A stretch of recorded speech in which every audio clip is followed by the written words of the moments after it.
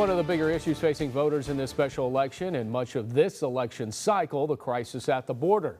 Nearly 70% of the 565 likely voters polled say immigration a very important part of this election, and at least across the district, which does span from Fresno to Kings to Tulare and Kern County. So plenty to digest here. As always, going to welcome in our panel this week former Fresno City Councilman, Supervisor, current board member for High Speed Rail, Henry Perea is here, and new to the panel, local political commentator and former chief of staff in the Assembly and in Washington, Tal Eslick. Good to have you here. So, all right, we just heard from Vince Fong, right? He's leading in this first poll exclusively, KC24 Emerson College poll. What stands out to you? I'll start with you, Tal.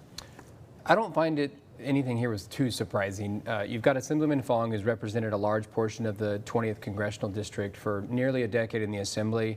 You've got Sheriff Boudreaux, who's represented a small portion of the district in Tulare County for a number of years. They both sort of start out at that place, so I think that's why you have your 1 and 2 where they're at. And it seems like Democrats don't yet know where to go and are splitting pretty evenly those Democratic supporters. So we'll see if any one candidate begins to coalesce those Democrats behind them. Yeah, and 35% undecided. That was the bigger number next to any candidate. Yeah.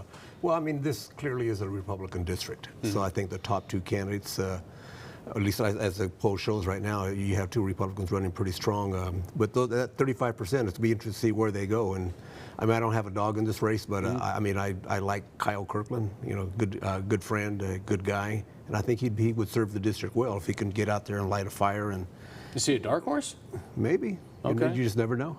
Yeah. You know, taking a deeper dive, nearly 50% polled say they oppose what the Secretary of State is trying to do by overturn the ruling that allowed Vince Fong to be on the congressional ballot in the first place. It's not surprising knowing because, as you said, it's a Republican district, right? But honestly, it all comes down to what one judge is going to think and say. Should Vince Fong be worried? Well, I think he should be, yeah. I mean, clearly there's an issue there, and a judge is going to rule, and I think he or she will take a look at all the facts and make a decision. Now, if they make a decision he's not in the race, then I think Boudreaux starts elevating up, too. You know, he'll have a shot, too. I think it'll be very difficult for the Secretary of State to try to remove ballots after the election's taken place. Voters will start to receive their ballots in those absentee voters next week on their doorstep. So I actually think they run the risk of galvanizing voters behind Vince Fong. Some of the rhetoric around this begins to sound like some of what we hear at the national level about elections being stolen. Again, I don't know that there's any truth to any of that, but for a Republican-leaning district, that can be a way to excite Republican voters and potentially pull them behind the candidate that they feel is being sort of targeted by the Newsom administration in this case. All right, lots to talk about because we have two controversial measures that are now going to be back on the ballot. Let's start with Measure E. We have the Fresno state tax, $1.4 billion over a 25-year span. It is gaining big momentum. Endorsements including the Fresno Chamber, even local union Fresno firefighters this week. No opposition on the voter guide, on the actual voter ballot, because there was a miscommunication with the clerk's office. But Measure E would allow committee members to be paying themselves $81,000 a year. Other oversight committees for tax measures don't get paid at all. Is Measure E ready for passage? Or is this the last time we see it on the ballot if it fails? Well, I mean, I personally think it's the last time we'll see it on the ballot, and I think it's going to fail. Just for one of the reasons you said, paying a board that kind of money doesn't make any sense to me. I think the fact that we have a big issue with the economy right now, people are struggling. And for them to really, what this ballot initiative is about building a stadium.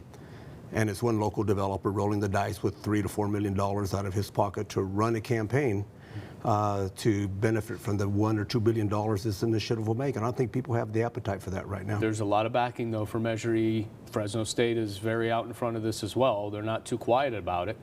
Yeah, I think it's very difficult anytime you're asking voters for more of their hard-earned money to support effort. I mean, at this point, we pay at the highest rates 13% in state income tax. We pay 7 to 10% in sales tax already. I think asking for more money from locals for something they view as a responsibility of the state is always a challenge. That being said, Fresno State is one of the more beloved institutions in our community, so there is a lot of support. But anytime you're asking, especially among Republican voters, it's a very, very tough case to make.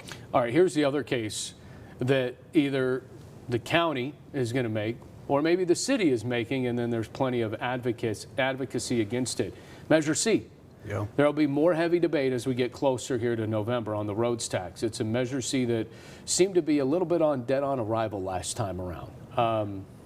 If so, should the city separate maybe from the county and come up with their own roads tax?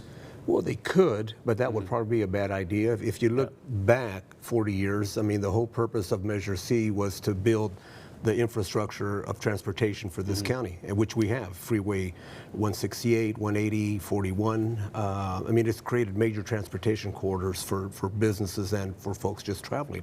So it's accomplished its goals. Now going forward, you know, being a part of this discussion, it's going to go in 26, not in 24. That decision has been made. So we have a few years to work on it, bring in more support. But I don't see the city of Fresno going separate on this. It wouldn't make any sense to me. All right, exclamation point here. One of the challenges with Measure C in 2022 was that in the past, the support campaign was funded by the private industry. For the most part in 2022, aspects of labor supported both the support and the opposition side. It ultimately didn't reach the 2/3 threshold. Looking forward, if that issue can get resolved and the folks, the working families that will take part in many of those public works projects of all sorts can get together behind the funding aspect of supporting the campaign, I think there's a very high likelihood that voters reward the effort with support. Again, it's one of the most popular initiatives outside of Measure Z, though. There's not another initiative that has that level of support among Fresno County voters that I'm aware of. I got to end it there, guys. Tal Eslick, Henry Perea, always a pleasure. Thank you guys so much.